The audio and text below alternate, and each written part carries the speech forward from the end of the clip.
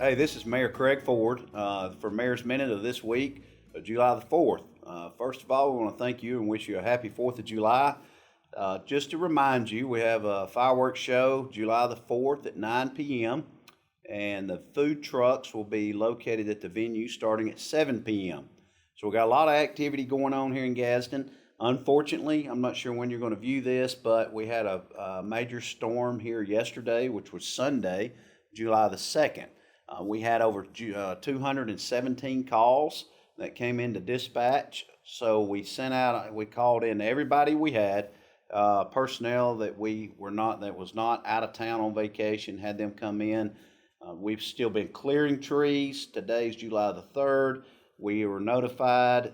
We still have 6 trees that are blocking roads, Howell Street and Walnut Park. There's 5 others that we're working on, and we're getting to them as fast as possible. One thing I wanted to let everyone know, we had crews available last night, July the 2nd, to clear these trees. We are at the mercy of Alabama Power for them to deadline the lines so we don't send our workers in to get themselves injured or hurt, and we have to have that communicated through our dispatch first. Our dispatch has to communicate to our public works, and then our public works has to communicate through our police and fire. So I tell you all that because you're familiar that I do still serve in the military, and we have something called an AAR. It stands for After Action Review. We just completed an After Action Review. It involved our fire chief, police chief, EMA director, our dispatch supervisors, and our public works and the mayor's office. And it's something that I said I want to be able to orchestrate again, where if we have this occurrence again, and hopefully not, that we're able to communicate, and we set up what we call a command center. Not trying to go all military on you or anything, but our EMA is excellent at what they do. It's not just our EMA, it's Etowah County's EMA, and we had Mark in here, Golden with EMA, and Derek on the line. He was traveling back in from vacation, so he was part of the team also.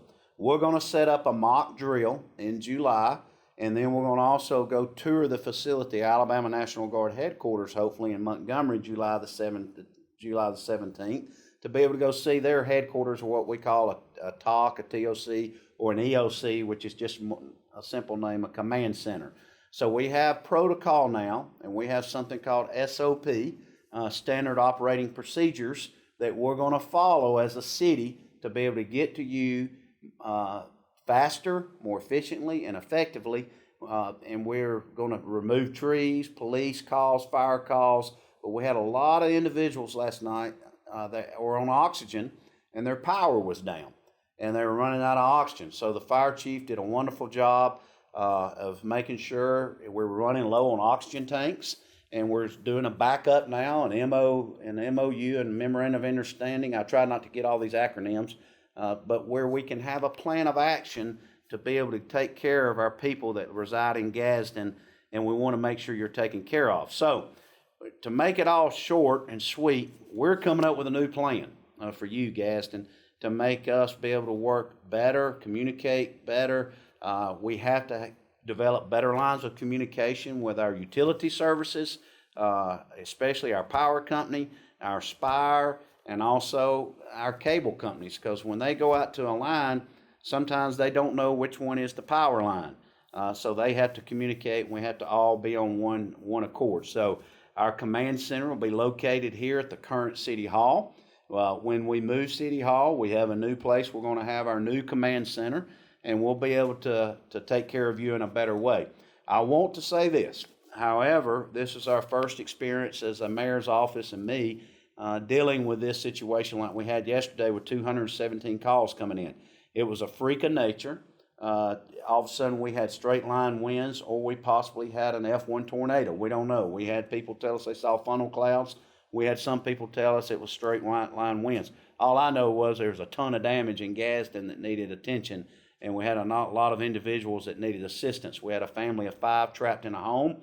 We had to bust the door down. The gas line became separated, and it was a dangerous situation. There's a couple things I want to say. I want to thank the City of Hokes Bluff. The mayor himself, Scott Reeves, came and helped cut trees last night till 1 or 2 in the morning. with us, and then also the city of Attala. Mayor Larry Means activated his crew, and we had 2 extra crews from Hopes Bluff and Attala, and we also had the other cities offer assistance if needed. Southside, Rainbow City, and all the other surrounding cities all said they would come and help, but we didn't have enough power lines that were towed to us that were disconnected to be able to warrant calling in those crews. So I just want to tell you, we were up all night last night. We came in back this morning, and we're almost wrapped up with this storm. And so if you don't have power and there's still a tree down that we're finding in areas that we can't get to, let us know, because we have the resources to be able to make that happen. But I want to thank our public works, our police, our fire, our dispatchers, and our EMA.